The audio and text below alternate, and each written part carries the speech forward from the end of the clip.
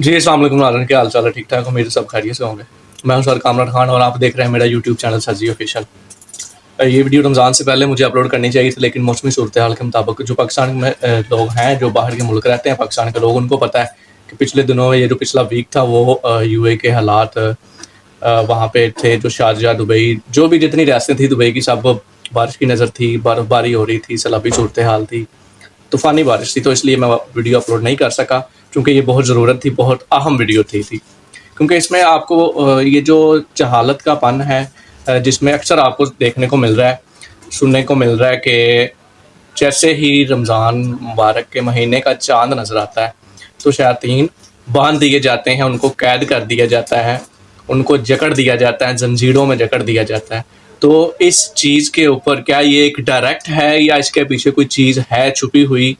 क्या इसके जो पीछे गहराई में इसके पस मंज़र में जाएंगे, कुछ तलाश करने की कोशिश करेंगे तो क्या हमें कुछ मिलेगा? तो इस वीडियो में हम आपको वही बताएंगे, कुरान और हदीस का हवाला भी लेंगे, उसकी मदद भी लेंगे, और ये उम्मीद है कि मैं जो बात करना चाहता हूँ उम्मीद है कि आप तक पहुँच जाए। क्योंकि इसके बाद अगर शैतान रमज़ान में बांध दिया जाता है तो इसमें बहुत से मसाइल, बहुत से सवालात जन्म लेते हैं। तो उसी एक उठते हुए सवाल की वजह से वीडियो बनानी पड़ी है। तो वीडियो के जानब बढ़ने से पहले अगर आपने मेरे चैनल को सब्सक्राइब नहीं किया तो चैनल को अभी सब्सक्राइब करें, वीडियो को लाइक करें, बेल के आइकन को प्रेस करें, और मज़ीद ऐसी वीडियोस के लिए अपने प्यारों को भी साथ जोड़ें ताकि हम एक दूसरे का ग्रो करने में साथ देते रहें। लो जी, सवाल ये है, अगर सऊदीया और पाकिस्तान में एक दिन का फ़र्क है तो सऊदीया में एक दिन पहले ईद होगी और पाकिस्तान में एक दिन बाद होगी। तो बच्चे का सवाल ये था कि सर, जब सऊदीया में एक दिन पहले ईद होगी तो क्या सऊदीया वालों का शैतान एक दिन पहले खुल जाता है? बात ही समझ आ रही है आपको कि जिस इलाके में एक दिन पहले ईद होगी तो लाजमी बात है कि वहां पे फिर एक दिन पहले शैतान खुल गया, जहां पे एक दिन बाद हुई वहां पे एक दिन बाद खुलेगा। तो कितने शैतान है? हर मुल्क का अपना शैतान है। क्या मामला है? सवाल तो पैदा हो गया ना, सवाल तो है। तो ये मतलब कि हम किस तरफ जा रहे हैं? जहालत है ना, हमें नहीं पता कि ये हर मुल्क का अलग शैतान है, हर इलाके का अलग शैतान है, हर महीने के हर चांद का अलग शैतान है।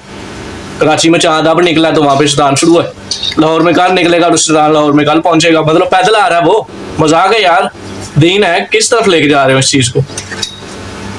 तो कुरान और हदीस की रोशनी में इस चीज को आप समझाने की कोशिश करता हूँ, क्योंकि अगर कुरान के 30 पारे हैं, ठीक है, 114 सूरतें हैं, अगर इनकी डिटेल दी जाती, इनको तफसील से बयान किया जाता, तो ये शायद कितने और कुरान हो जाते, ठीक है, कितनी और सूरतें आ जाती, कितनी और इसकी मंजिलें बन जाती। तो ये 114 ही आपको हिफ्ज़ करने में साल लग जाते हैं, ठीक है। तो अगर ये ज़्यादा एक आपको तफसील के साथ आपको दिया जाता तो क्या आप उसको याद कर पाते? तो मकसद ये है कि हम जिस भी चीज़ को पढ़ें, कुरान की एक आयत भी पढ़ें तो कम से कम उसका तर्जमा, उसकी तफसीर, उस पर गौर व फिक्र करने की ज़रूरत है।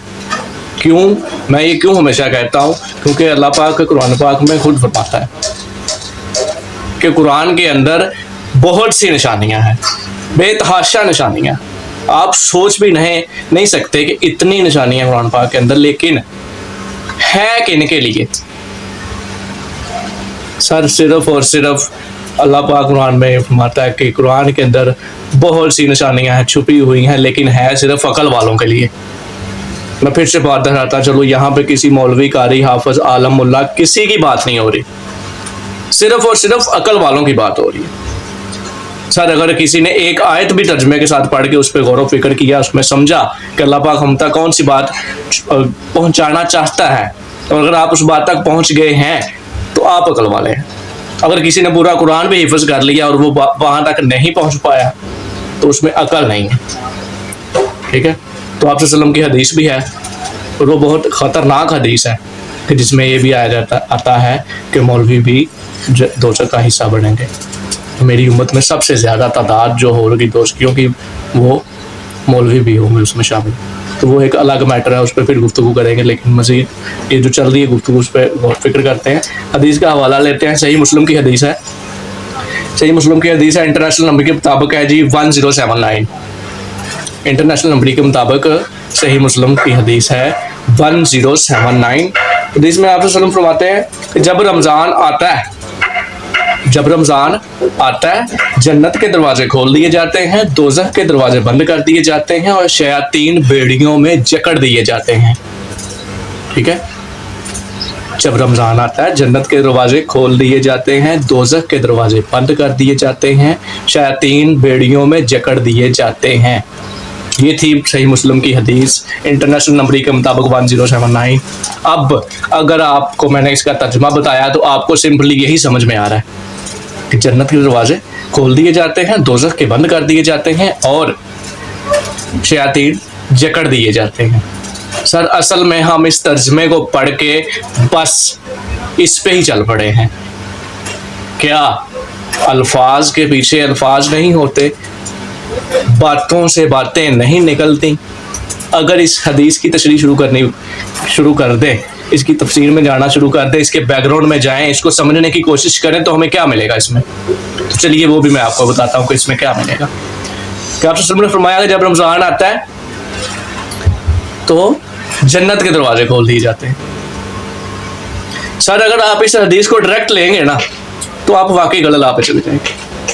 ڈائریکٹ لیں گے مطلب کہ جنت کے دروازے کھول دیے گئے. سر مذاق تھوڑی. جنت دوزخ کا معاملہ جب تک قیامت کا پس منظر, قیامت نہیں, دین فیصلے کا نہیں, تو جنت دوزخ کے دروازے کھلے نہ کھلے کیا فرق پڑتا ہے؟ قیامت کے دن سے پہلے جب فیصلے نہیں ہو جائیں گے, اللہ تعالیٰ کے حضور پیش نہیں ہوں گے, جب تک فیصلہ نہیں ہوگا کون مسلمان کون کافر کون جنتی کون جہنمی, تو جنت کے دروازے کھلے یا بند ہو جائیں کیا فرق پڑتا ہے؟ کوئی فرق پڑتا ہے؟ آپ بتائیں. نہیں نہ پڑتا. تو سر آپ صلی اللہ علیہ وسلم نے اگر فرما دیا کہ رمضان کے آتے جنت کے دروازے کھول دیے جاتے ہیں, تو کیا یہ وہی دروازے جن کی بات ہو رہی ہے؟ اس طرح جنت تو آپ جنت کا دروازہ تو باپ کو بولا گیا ہے, جنت تو ماں کے قدموں تلے بھی ہے, تو اس کا کیا مطلب ہے کہ ماں کے قدموں کے نیچے ایک دروازہ ہے, وہ دروازہ کھول کے ہم نے جنت میں چلے جانا ہے؟ باپ جنت کا ایک دروازہ ہے, وہاں سے ہم جنت میں چلے جائیں گے؟ سر اس کے پیچھے جو چیزیں ہوتی ہیں ان کو سمجھنے کی کوشش کی ضرورت ہے, وہ ہم کوشش نہیں کرتے. یہاں پہ جو آپ صلی اللہ علیہ وسلم نے فرمایا کہ جنت کے دروازے کھول دیے جاتے ہیں, جہنم کے بند کر دیے جاتے ہیں, دوزخ کے بند کر دیے جاتے ہیں, شیاطین جکڑ دیے جاتے ہیں. سر یہاں پہ یہ تو کلیئر ہو گیا کہ جب تک قیامت نہیں آنے والی, وہ منظر برپا نہیں ہونے والا, میدان حشر نہیں لگے گا, تب تک جنت کا دروازہ کھلے یا بند رہے کوئی فرق نہیں پڑتا. آگے بات سمجھ. اگر ایک بندہ کہہ دے کہ وہ میرا بڑا بیٹا یا میرا چھوٹا بیٹا شیر ہے, تو کیا آپ جا کے اس کی پیچھے دم دیکھتے پھریں گے کہ اس کی دم کدھر ہے, اس کو تو شیر بولا گیا؟ نہیں دیکھیں گے. کیوں؟ کیونکہ اس کی صرف بہادری کی وجہ سے شیر بولا گیا ہے کہ وہ بہادر ہے, شیر کی مانند. تو اس طرح بہت سی چیزیں ہوتی ہیں جو صرف الفاظ میں کی جاتی ہیں, لیکن پس منظر ان کے پردے کے پیچھے کچھ اور ہوتا ہے. تو 2 پوائنٹ تو کلیئر ہو گئے کہ جنت کے دروازے کھول دیے جاتے ہیں, جہنم کے بند کر دیے جاتے ہیں. تو مزید آگے چل کے ان پہ پھر بات کرتا ہوں. تیسری بات کہ شیاطین جکڑ دیے جاتے ہیں. تو شیاطین جکڑنے کا مطلب کیا ہے؟ سر یاد رکھنا کہ انسان 2 طریقے ہیں, انسان کے جسم کے 2 جگہ ایسی ہیں جو بتائی گئی ہیں کہ اگر یہ 2 چیزیں عام انسان, آپ سے وسلم کی حدیث ہے کہ اگر آپ مجھے ان 2 چیزوں کی ضمانت دے دیں تو میں آپ کو جنت کی ضمانت دیتا ہوں. وہ 2 چیزیں کون سی ہیں؟ سر ایک زبان کی کیوں ضروری ہے؟ کیونکہ یہ منہ ہے, خوراک کی نالی ہے, یہاں سے حرام لقمہ اندر جاتا ہے, پھر وہ غلاظت بن کے اور زبان سے نکلتا ہے اور پتہ نہیں کیا کیا بولتا ہے, برائی بولتا ہے, جھوٹ بولتا ہے, بہتان لگاتا ہے, سب کچھ کرتا ہے. ایک چیز. دوسری چیز سر شرمگاہ کی حفاظت بولا گیا ہے. اب نے فرمایا کہ اگر کوئی شخص ان 2 چیزوں کی مجھے ضمانت دے دے تو میں اس کو جنت کی ضمانت دیتا ہوں. اگلی بات سمجھ. تو رمضان کے اندر اللہ تعالیٰ یہ دونوں چیزیں ہی بند کر دیتا ہے.